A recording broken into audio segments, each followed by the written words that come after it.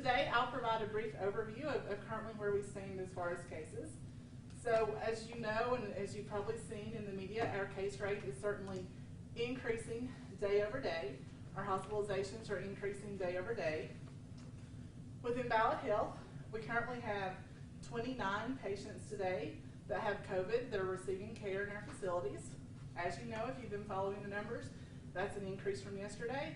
That's more than we've had throughout the pandemic. We're continuing to see that trend, that we have more new patients every single day. Not only do we want to share that COVID-19 is spreading, but we're really on the brink in this area of the pandemic becoming much worse. We really need our community to understand what's happening and to partner with us. So we're certainly starting to see this disease spread.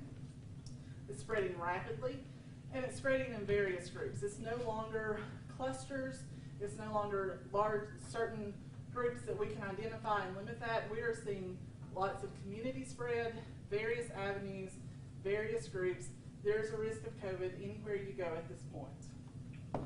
Now we just want to say and remind people, this is not something that Ballad Health or your other medical providers in the Appalachian Highlands can fight alone. This is not a battle that we can fight and win on our own. We need the help of our community to really band together to implement the measures that we need to do to get back in front of this virus, slow the spread down, slow the hospitalizations down, and be able to sustain currently where we are. And I just want to remind people, everyone is at risk. I know there's a lot of information about comorbidities and hospitalizations and deaths, and I just want to remind you, this is a novel virus.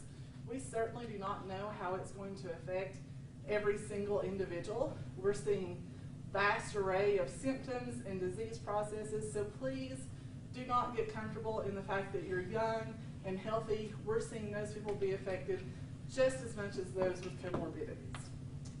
So at this time, I want to turn it over to Eric Deaton, our Chief Operating Officer.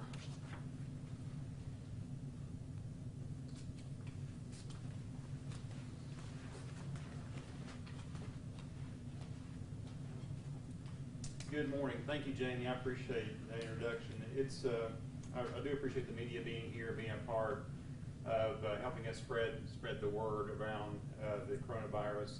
As Jamie said, we are experiencing an intense spread of COVID-19 across our region. We're extremely concerned about the increasing number of cases.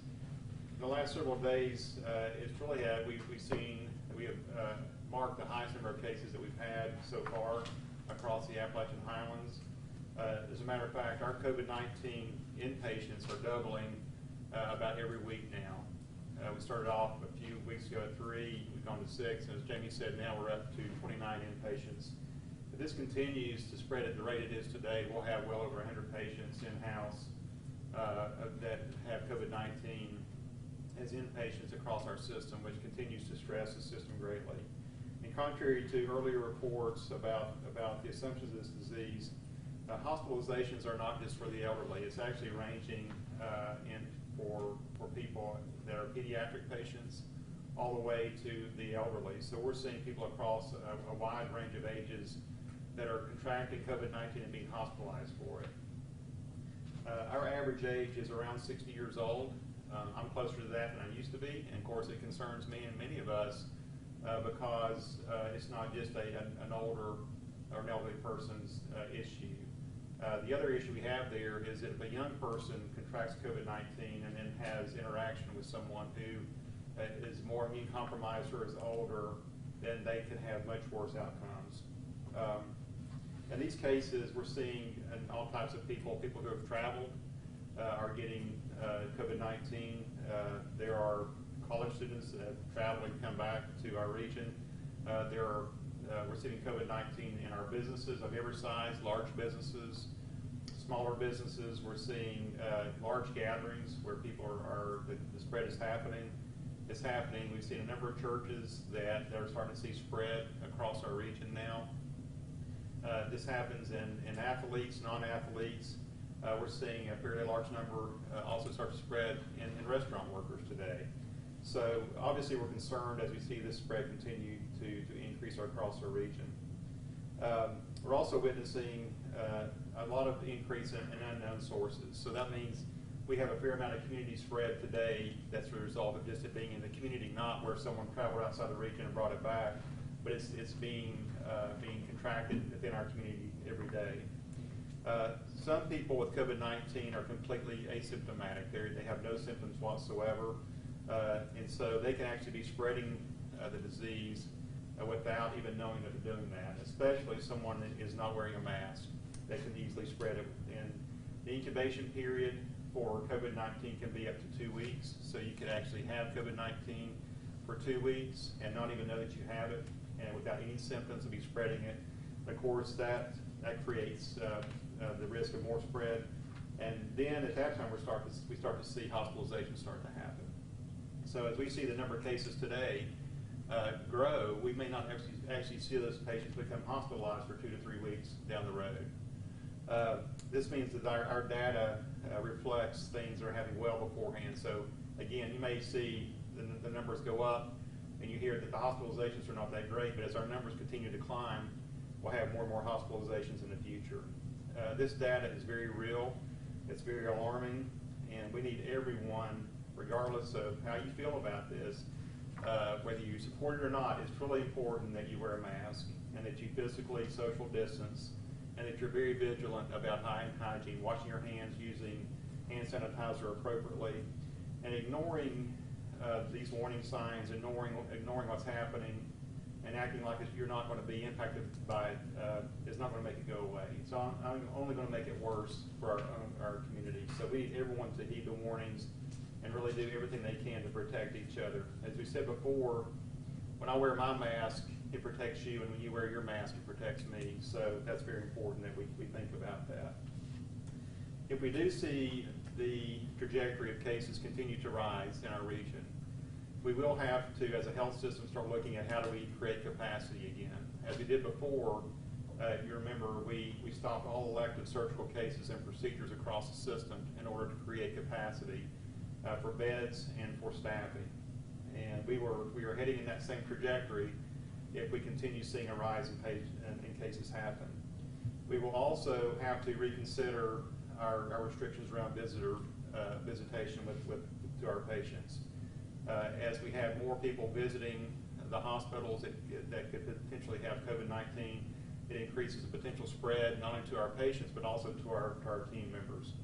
One of our top priorities has always been to make sure that we're protecting our team members through PPE, personal protection equipment we've talked about, and also to ensure that they're safe by not having COVID-19 enter the hospital through visitation. So the mask not only protects you from illness, but also protects the people around you. Since this was first diagnosed and discovered in Wuhan, China, Ballad Health has been very diligent in making sure we're trying to stop the spread of the infection in our region. Our community, or our corporate operations team has really focused on stopping the spread in the region. We focused on maintaining capacity for our healthcare system, which has been very, very important.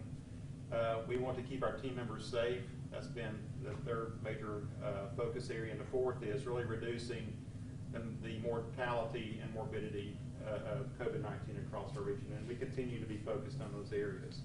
We're partnering with a lot of businesses here locally. We've talked to colleges. We've talked to organizations like Bristol Motor Speedway as they're planning their upcoming event to help look at their plans to help support them.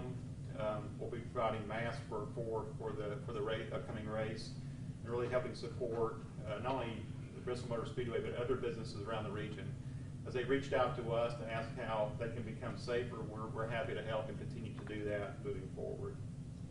Again, thank you to the media for being here. I want to say thank you to our team members. They're working very, very hard in some very difficult situations every single day. I'm very proud of the work that our team members and our physicians are doing across the region. And I really am pleading that the region, that the community really take this seriously and do the things that we can to stop the spread. So at this time, let me introduce Dr. Clay Reynolds, who's our Chief Physician Executive.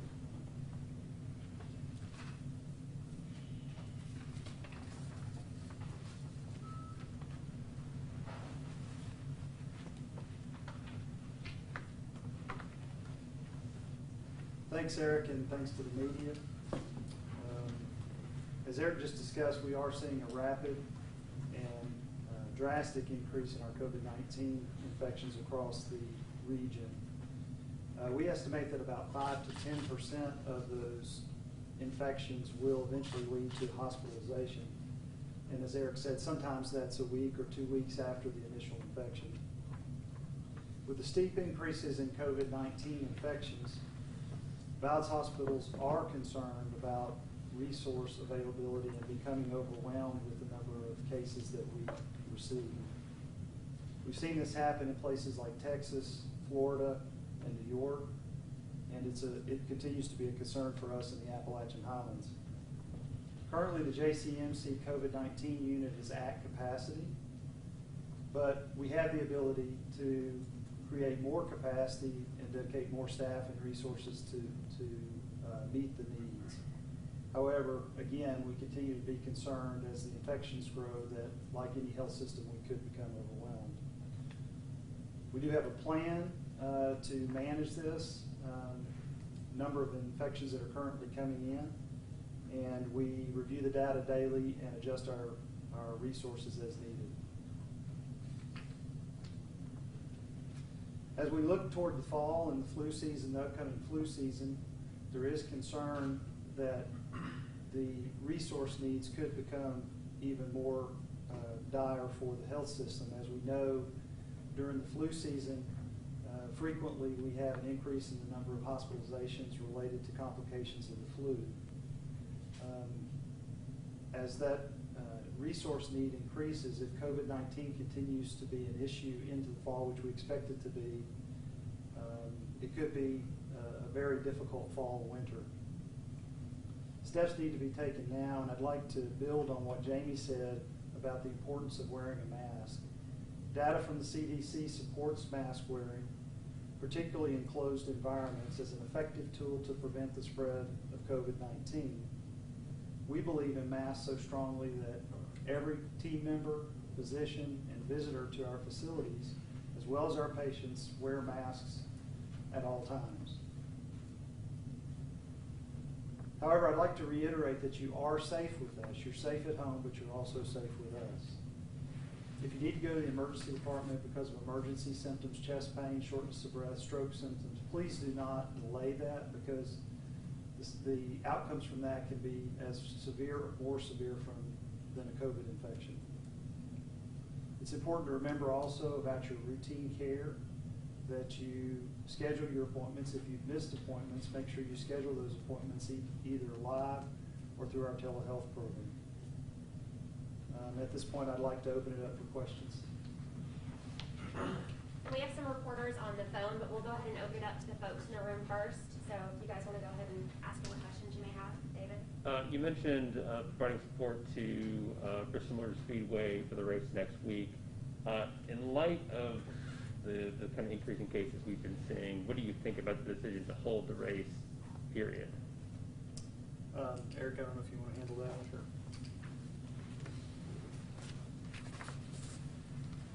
Well, we've been very strong partners with Bristol Motor Speedway for a number of years. So I think we have worked very closely with them on their plan. I think they have a very good plan to make sure that the fans, that the drivers, that the team members that are working there will be safe. They have put a lot of hours, a lot of time into making sure that they are doing this. I think it could be a great thing for our region from an economy standpoint. But at the same time, we have to make sure we're taking all the precautions we can. But talking to the leadership at Bristol Motor Speedway, I think they've taken all the precautions that are appropriate, and I think they've done a great job of preparing for the race. What about outside the Speedway? I mean, those people are going to be going to a lot of businesses, a lot of hotels.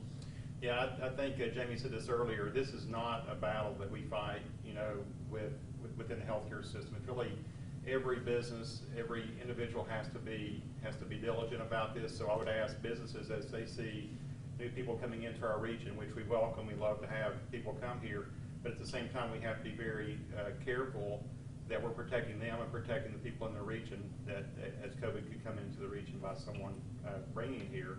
So I think restaurants, businesses have to follow guidelines. They have to ask people to wear masks. They have to take all the precautions they can.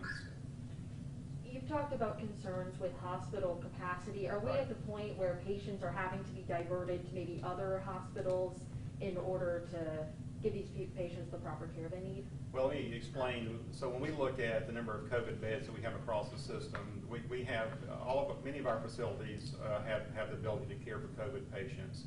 Our three largest facilities, our three tertiary facilities, Johnson City Medical Center, Bristol, and Holston Valley, are our higher end hospitals where they have the more acute or sicker patients being there. So, but Johnson Memorial or Sycamore Shoals or Franklin Woods, Greenville, all those hospitals actually care for a COVID patient. So we have COVID ability across our whole system.